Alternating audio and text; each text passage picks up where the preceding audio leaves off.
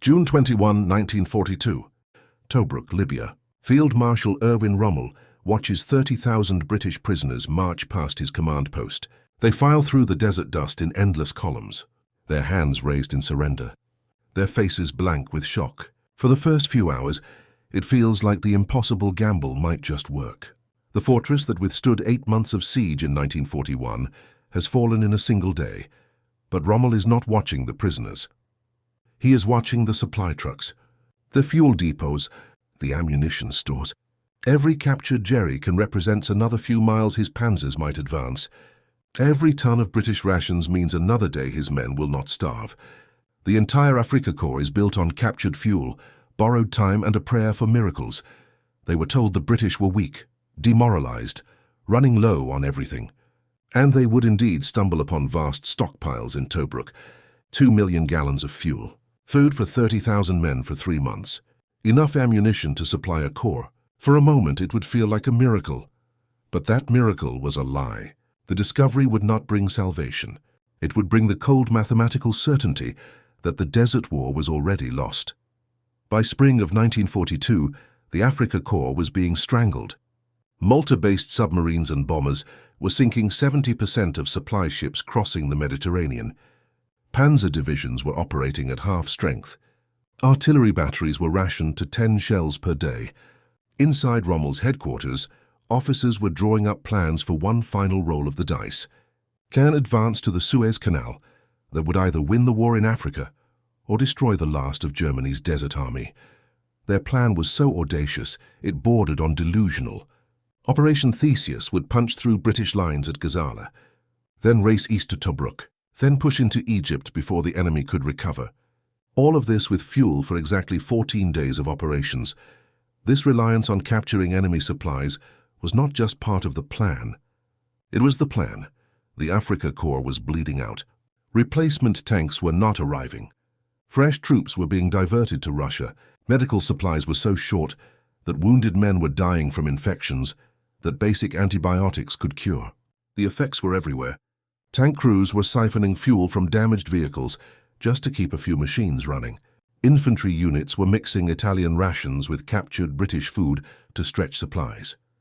Radio operators were using British batteries because German replacements never arrived. The sheer disparity in numbers tells the story. In 1942, Germany produced 33,000 barrels of oil per day. That same year, the United States alone produced 1.6 million barrels. A single Texas oil field outproduced all territories controlled by the Third Reich. While American soldiers in England complained about having too much equipment to carry, German soldiers in Africa made agonizing choices about whether to carry extra ammunition or water. The spearhead of Rommel's offensive was the 21st Panzer Division. These men were the embodiment of Prussian military tradition. Battle-hardened veterans who had fought in Poland, France, and across North Africa. They were equipped with the best weapons Germany could provide. Panzer fought tanks with long-barrel 75mm guns, K-meter anti-tank guns that could destroy any Allied armor at 2,000 meters, but they shared a terrible, unquenchable thirst. A Panzer IV consumed 300 gallons of fuel per day in desert operations. An 80mm gun tractor burned through 50 gallons, just positioning for battle. For every 1 gallon of fuel a British Matilda tank used, a German Tiger consumed 5. For a country with no domestic oil production, fielding an army of such fuel guzzlers was a paradox born from flawed philosophy, the belief that superior quality could overcome inferior quantity. That one German tank was worth 5 Allied ones, but that philosophy ignores a basic truth.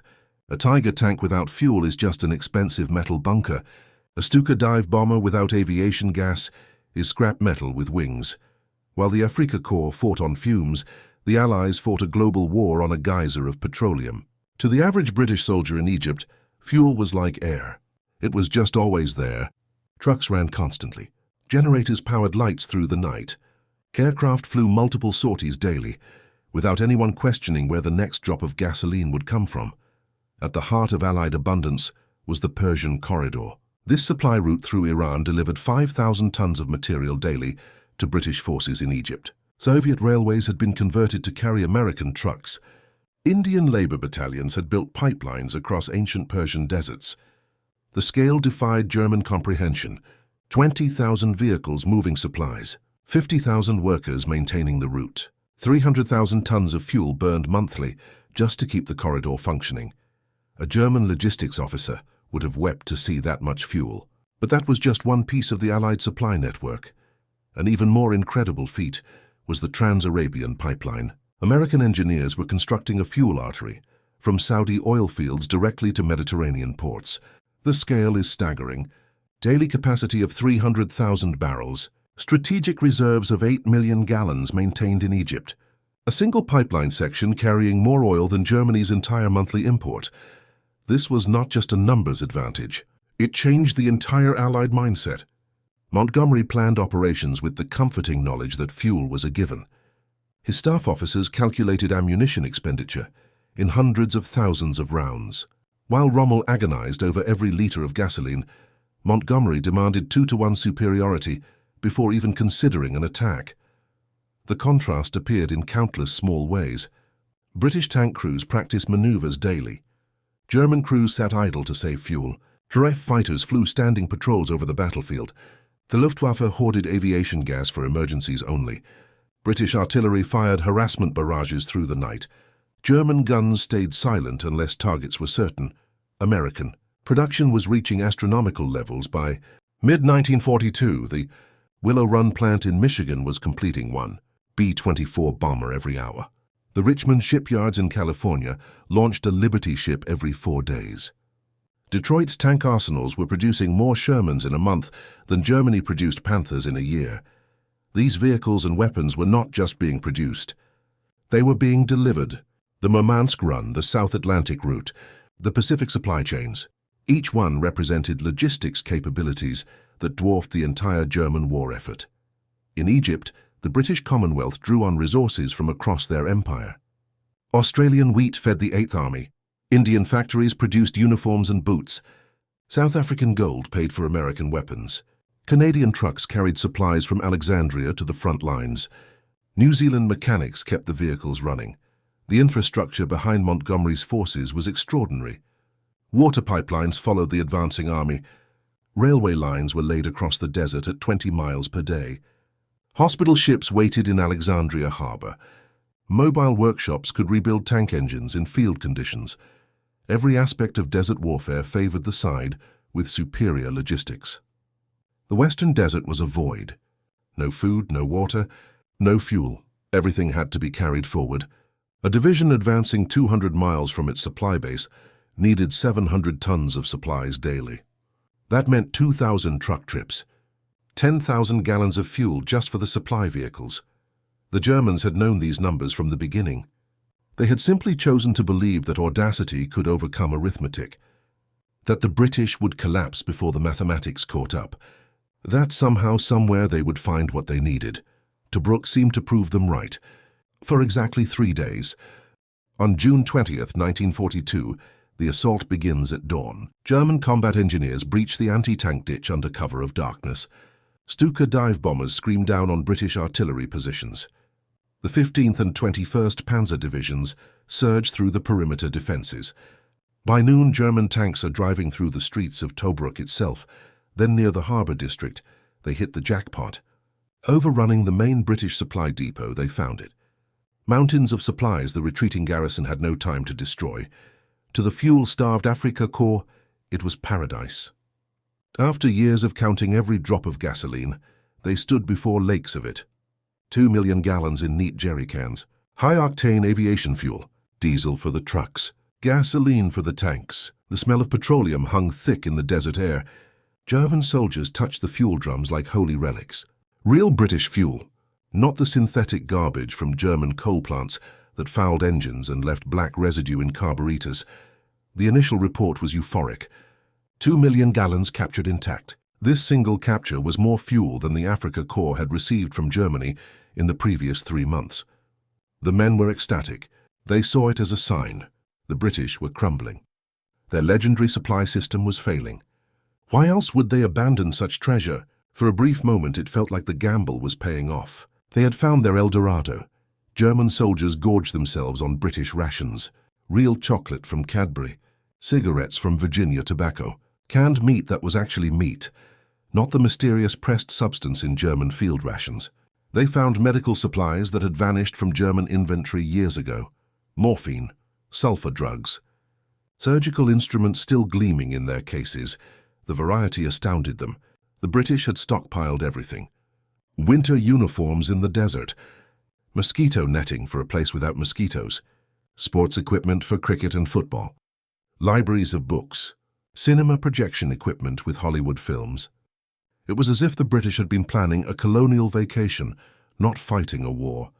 Tank crews immediately began refueling with British petrol. Mechanics marveled at the quality. Engines that had been knocking and misfiring for weeks suddenly purred. The British fuel was refined to specifications German quartermasters could only dream about. No additives needed. No constant filter cleaning. Just pure, beautiful petroleum. The ammunition stores contained another revelation. British shells for captured 25-pounder guns. Thousands of rounds. German artillery units had been rationing shells so severely that gun crews had forgotten what sustained bombardment looked like. Now they had enough ammunition to support operations for weeks. The food supplies defied belief. 30,000 men could eat for 3 months. There was more food in this one depot than most German cities had seen since 1940.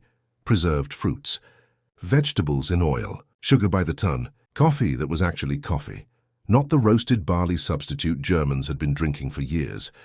Water storage tanks held millions of gallons.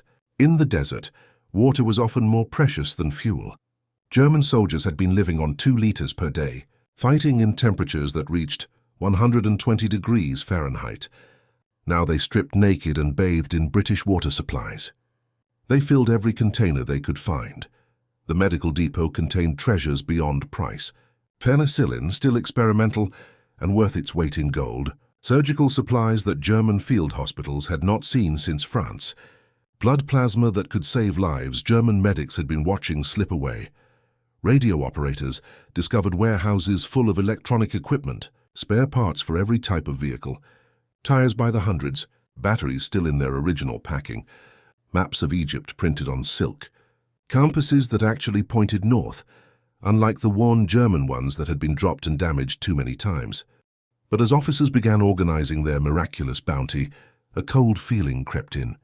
Among the supplies, they found the British quartermaster records. Intact filing cabinets full of supply manifests, shipping schedules, convoy arrivals, inventory reports dated just days before the attack. These documents told an impossible story. The Tobruk supplies were not emergency stockpiles. They were routine monthly deliveries. The June convoy from Alexandria, standard replenishment. Nothing special. One manifest showed a convoy arriving on June 10th, 7 cargo ships, 50,000 tons of supplies, due again on July 10th and August 10th and every month after that, regular as clockwork. This was not some forgotten stockpile. This was a single drop from a constantly flowing river. The true psychological collapse came with an even bigger discovery. They learned about Operation Crusader's supply buildup from the previous year. Montgomery's predecessor had accumulated 100,000 tons of supplies before that offensive. The British had then deliberately burned half of it rather than risk it falling into German hands. 50,000 tons destroyed. More than the Africa Corps had received from Germany during the entire North African campaign. Burned as a precaution. A rounding error in British calculations. Suddenly that 2-million-gallon jackpot seemed pathetic. It was not a strategic prize. It was pocket change. It was the equivalent of a millionaire dropping a $20 bill and not bothering to pick it up. The captured documents revealed the scale of Allied shipping. 100 merchant vessels were arriving monthly in Egyptian ports. Each Liberty ship carried 10,000 tons. The mathematics were crushing. While Germany celebrated sinking 1 ship, the Allies were launching 3 more. A British logistics manual was found in the headquarters. It outlined standard fuel consumption for an armored division. 30,000 gallons per day for normal operations, 50,000 for combat operations. The manual discussed these figures as routine. Matter of fact, the way German manuals discussed rifle ammunition. For years, propaganda had painted the British as soft, decadent, tea-drinking shopkeepers playing at war. That lie now lay shattered.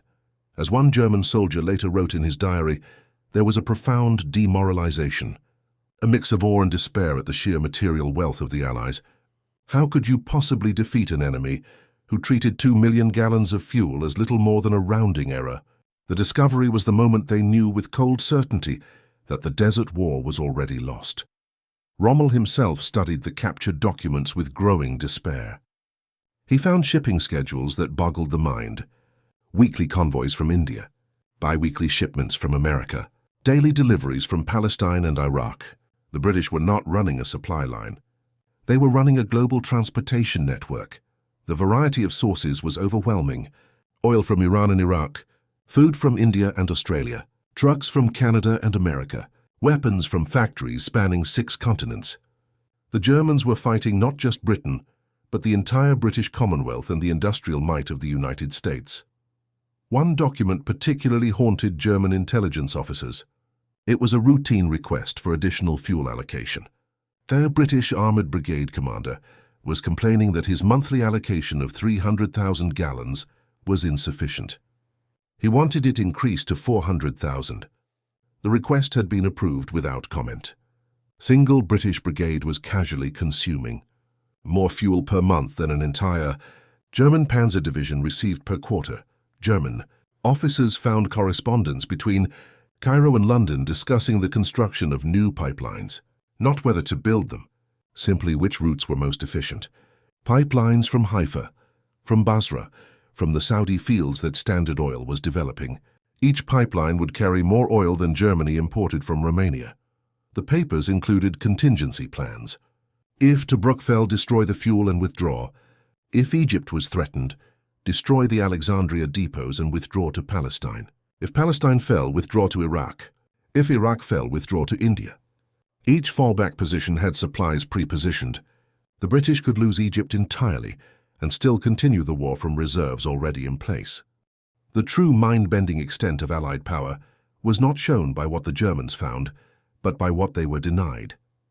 British commanders made a simple, ruthless calculation. If Rommel needed their fuel, that fuel had to be destroyed.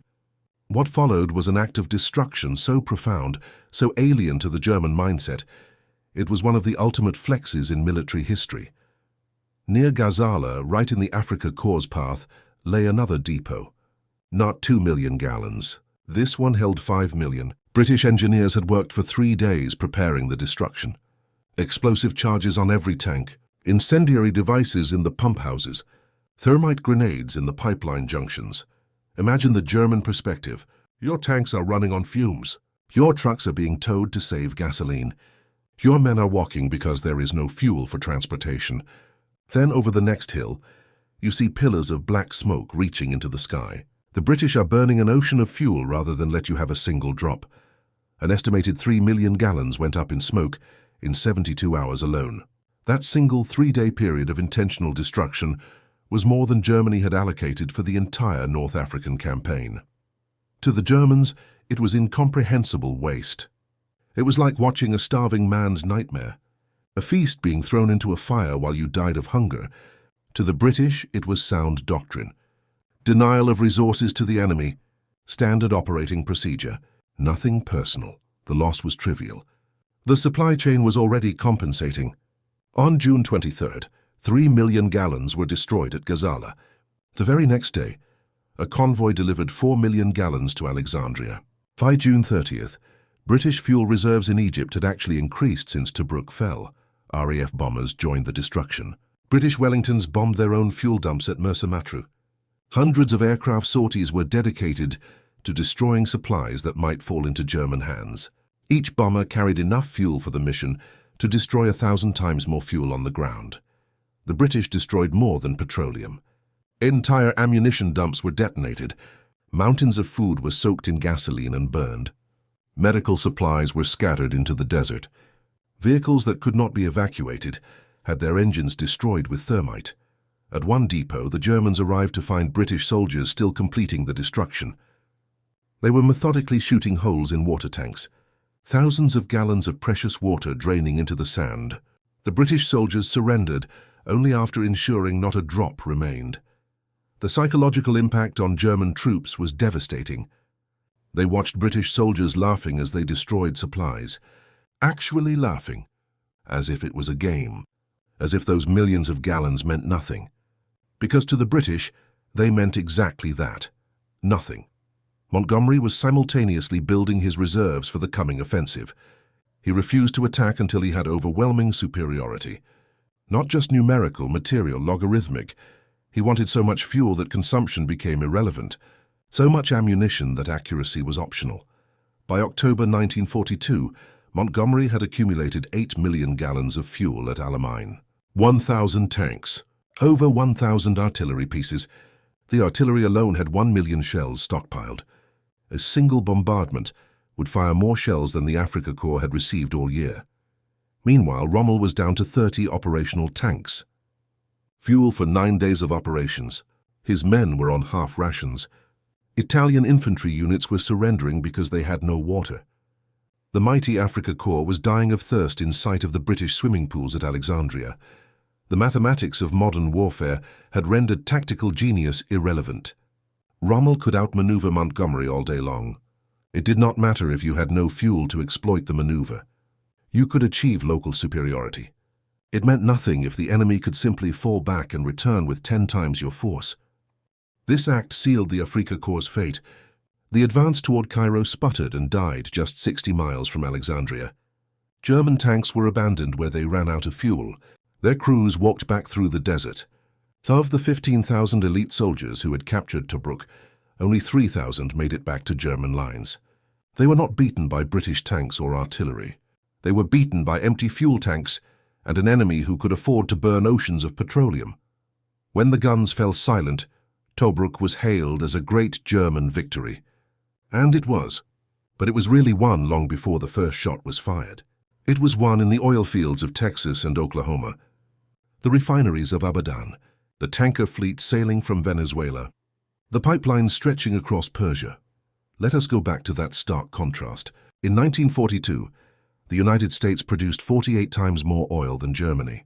While German synthetic fuel plants were being bombed into rubble, American refineries were running triple shifts. A single Texan oil field was churning out more crude every 6 hours than Germany received from Romania in a month.